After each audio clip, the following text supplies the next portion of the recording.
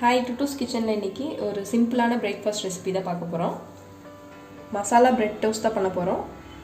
அதுக்கு தேவையான இன்க்ரீடியன்ட்ஸ் நான் ஒரு 6 ப்ரெட்டை ஸ்லைஸ் பண்ணி வச்சுருக்கேன். எட்ஜஸில் கட் பண்ணிட்டு ஒரு சின்ன ஸ்பூனில் இஞ்சி பூண்டு பேஸ்ட்டு, தேவையான அளவு பெப்பர், சால்ட்டு, கொரியாண்டரை குட்டி குட்டியாக கட் பண்ணி வச்சுருக்கேன், தேவையான அளவு மஞ்சள், அப்புறம் ஒரு க்ரீன் சில்லி குட்டி குட்டியாக கட் பண்ணி வச்சுக்கோங்க. பெருசாக இருந்தால் ஒன்றே போதும், சின்னதாக இருந்தால் 2 க்ரீன் சில்லி எடுத்துக்கோங்க.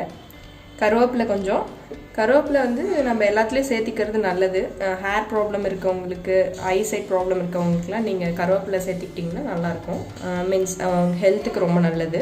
ஆனால் நான் இதில் கருவேப்பிலை சேர்த்திக்கிறேன். முடிஞ்ச அளவுக்கு எதுலெல்லாம் சேர்த்த முடியுமோ அதில் சேர்த்துக்கோங்க. அப்புறம் ஒரு பால் ஒரு 1/4 கப் எடுத்துருக்கேன். அப்புறம் ஒரு 4 முட்டை. அவ்வளோதான். இது எப்படி பண்ணுறதுன்னு பார்க்கலாம். இப்போ ஃபஸ்ட்டு ஒரு பவுல் எடுத்துக்கோங்க. அதில் நம்ம எக்கை உடச்சி ஊற்றிக்கலாம்.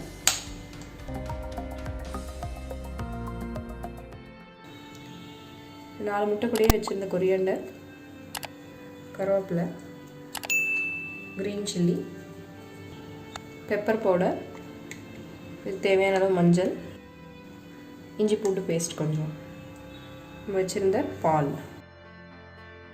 இது நல்லா நம்ம மிக்ஸ் பண்ணிக்கலாம். இப்போ இதுக்கு தேவையான அளவு சால்ட். இதை நல்லா மிக்ஸ் பண்ணிடலாம். இப்போ தவா வச்சுருக்கேன், ஹீட் ஆகட்டும். இப்போ கல் ஹீட் ஆயிடுச்சு. இது மாதிரி நல்லா ப்ரெட்டை டிப் பண்ணி கல்லில் போட்டுக்கலாம்.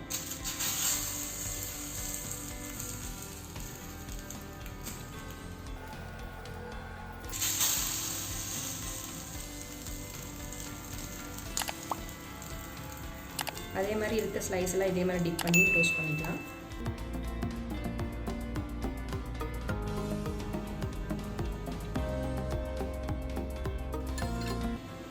மசாலா பிரெட் டோஸ்ட் ரெடி ஆகிடுச்சு பாருங்கள்.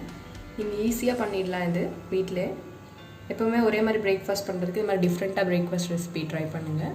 ட்ரை பண்ணி பார்த்துட்டு எனக்கு கமெண்ட்டில் சொல்லுங்கள். தேங்க்யூ. இந்த வீடியோ யூஸ்ஃபுல்லாக இருக்கும் நம்புகிறேன். தொடர்ந்து நம்ம சேனலை சப்போர்ட் பண்ணுங்கள். உங்கள் டவுட்ஸை கமெண்ட்டில் கேளுங்க. டுட்டூஸ் கிச்சனை லைக் பண்ணுங்கள், ஃப்ரெண்ட்ஸ் அண்ட் ஃபேமிலிக்கு ஷேர் பண்ணுங்கள், அப்படியே சப்ஸ்கிரைப் பண்ணிக்கோங்க.